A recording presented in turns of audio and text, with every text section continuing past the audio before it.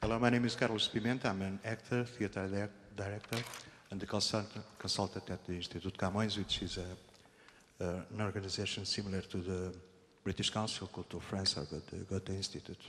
Now I will speak in Portuguese and you'll understand why. Queria falar sobre as considerações que o Thomas teve há pouco relativamente à questão do cinema e da indústria audiovisual, que muitas vezes na Europa comparamos por reflexo ou por contraposição relativamente àquilo que é a dominância da indústria audiovisual americana.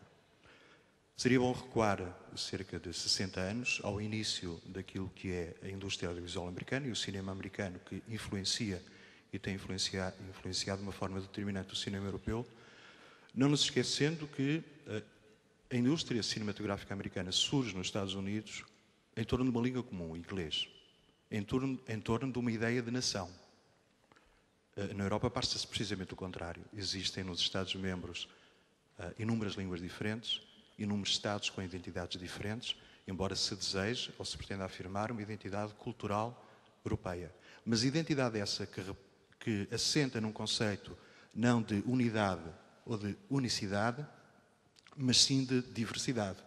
Portanto, os dois mercados são incompatíveis em termos dos seus objetivos. E eu creio que muitas vezes, quando se diz que um economista olha para números, para estatísticas, as políticas culturais, embora essas estatísticas e esses números e a avaliação sejam extremamente importantes, não são um objetivo final, sobretudo em termos europeus. E ao pretender construir uma identidade europeia baseada nessa diversidade, não podemos afirmar um mercado comum baseado numa unidade de critérios. Há pouco falava na questão da globalização e da mundialização. Relativamente ao conceito cultural e ao conceito artístico, a mundialização faz sentido em termos da divulgação.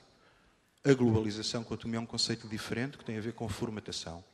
Nenhum de nós quer, obviamente, conhecer mais aeroportos do que aqueles que já conhece, em que são todos iguais, em que os padrões são sistematicamente idênticos.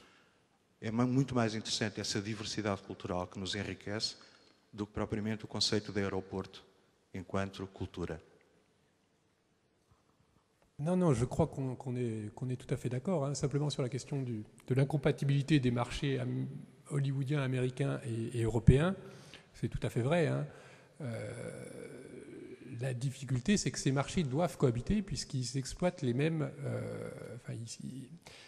ils évoluent sur les mêmes lieux de diffusion, les salles de cinéma, les éditeurs vidéo, les chaînes de télévision. Et donc, il y a concurrence entre ces marchés à ce niveau-là.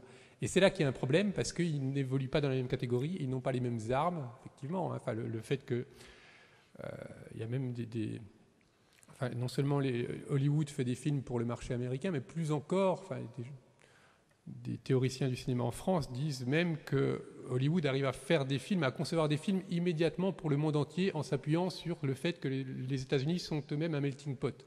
Donc en faisant un film qui marche aux États-Unis, on arrive à faire un film qui plaira au monde entier. Donc effectivement, on ne court pas dans la même catégorie. La difficulté, c'est que dans les salles, on est dans la même catégorie, et c'est là que le problème se pose. Et c'est là qu'il faut, c'est à ce niveau-là qu'il faut poser la question. Comment faire en sorte que les exploitants de salles aient envie de passer des films européens, que les diffuseurs de télévision aient envie de passer des films européens, etc. Mais enfin, je crois qu'on est tout à fait d'accord, mais vraiment, c'est deux marchés qui sont différents, mais qui rentrent en conflit au niveau de la diffusion.